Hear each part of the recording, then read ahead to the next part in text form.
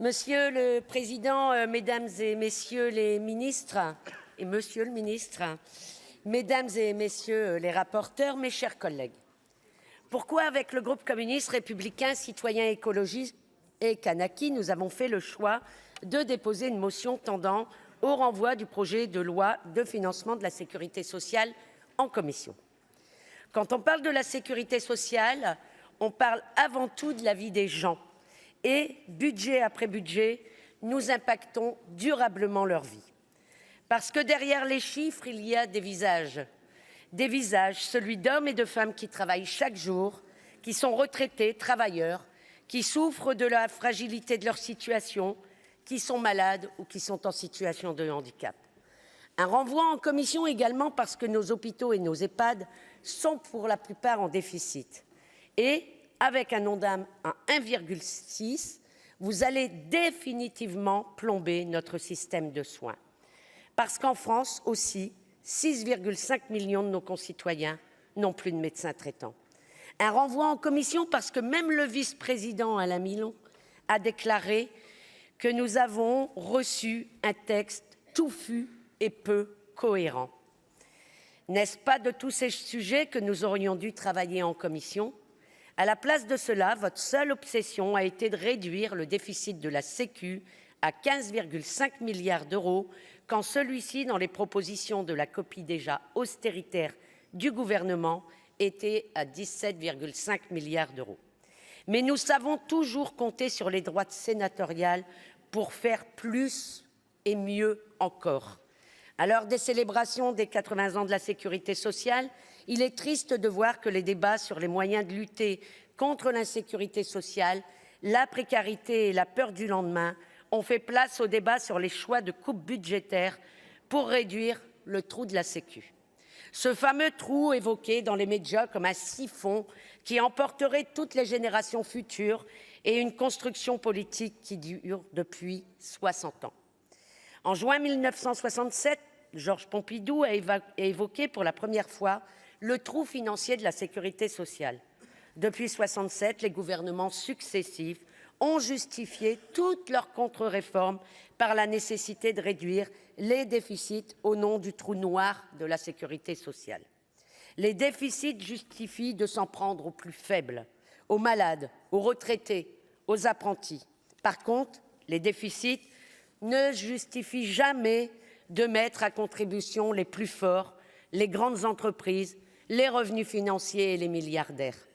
Finalement, c'est en cela que votre politique est la plus novice.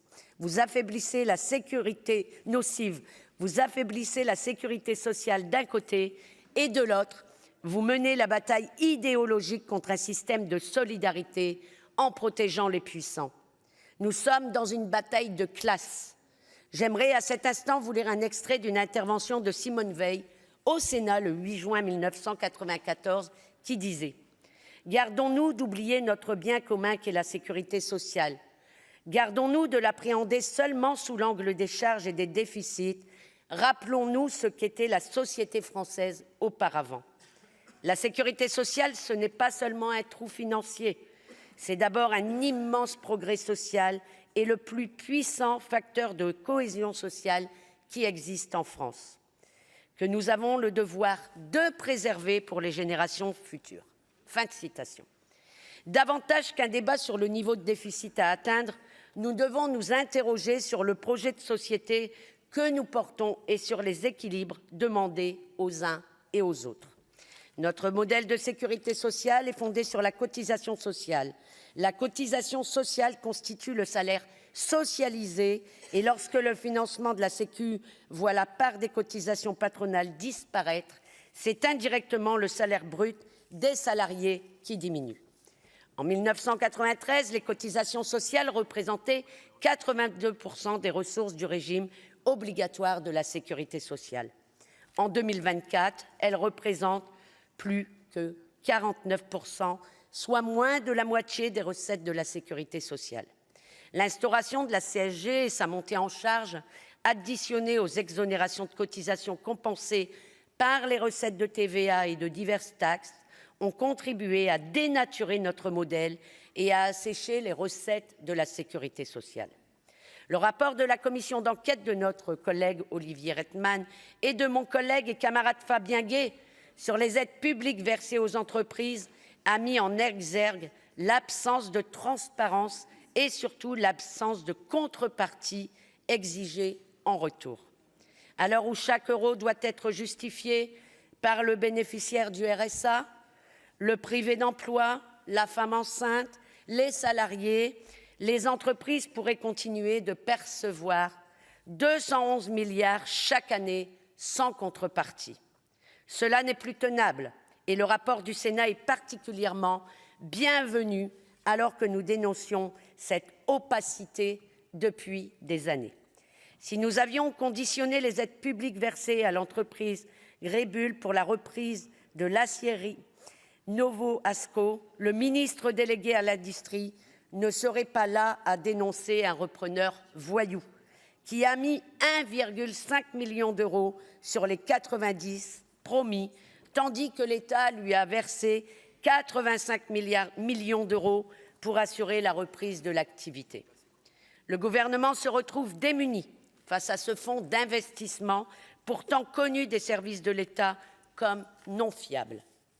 Je pense aux 549 salariés de Saint-Étienne, Custines et à Gondange qui se retrouvent sur le carreau et avec eux leurs familles, l'ensemble des sous-traitants de Novasco. La sécurité sociale, c'est parler des vies humaines et pas seulement des milliards de déficit. Je regrette que le gouvernement et la majorité sénatoriale, si promptes à supprimer les exonérations de cotisations sociales des apprentis et des titres restaurants, ne le soient pas davantage en matière d'exonération de cotisations patronales. Voilà une recette qui pourrait renflouer les caisses. L'an dernier, le gouvernement a péniblement accepté de réduire de 3 milliards d'euros les allègements généraux. Mais au lieu de transférer la réduction au budget de la sécurité sociale, le gouvernement a fait le choix de transférer les 3 milliards d'euros au budget de l'État.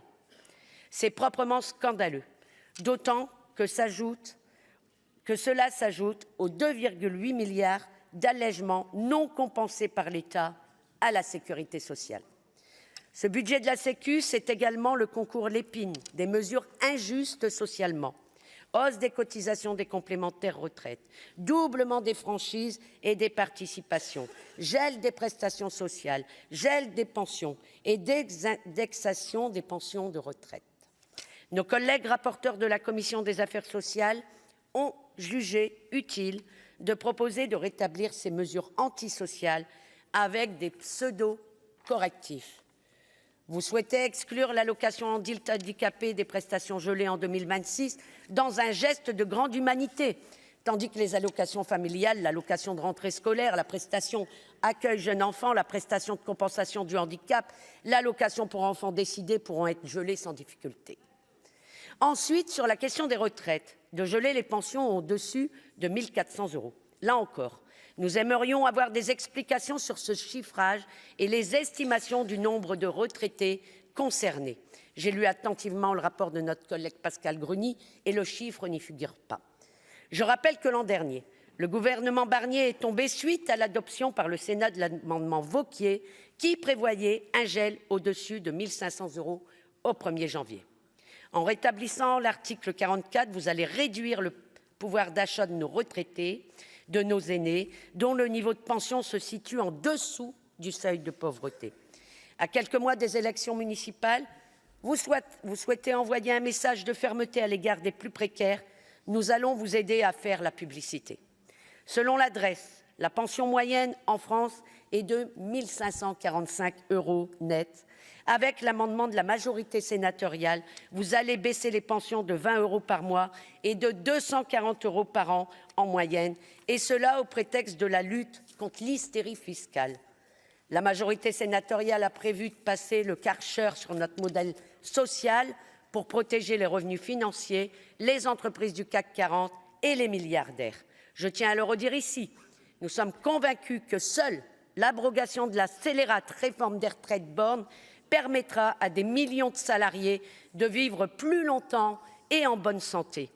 Enfin, la commission des affaires sociales peut-elle nous éclairer sur ses intentions en cas d'échec de la commission mixte paritaire. Pour toutes ces raisons, vous l'avez compris, nous vous proposons de voter notre motion de renvoi en commission. Je vous remercie.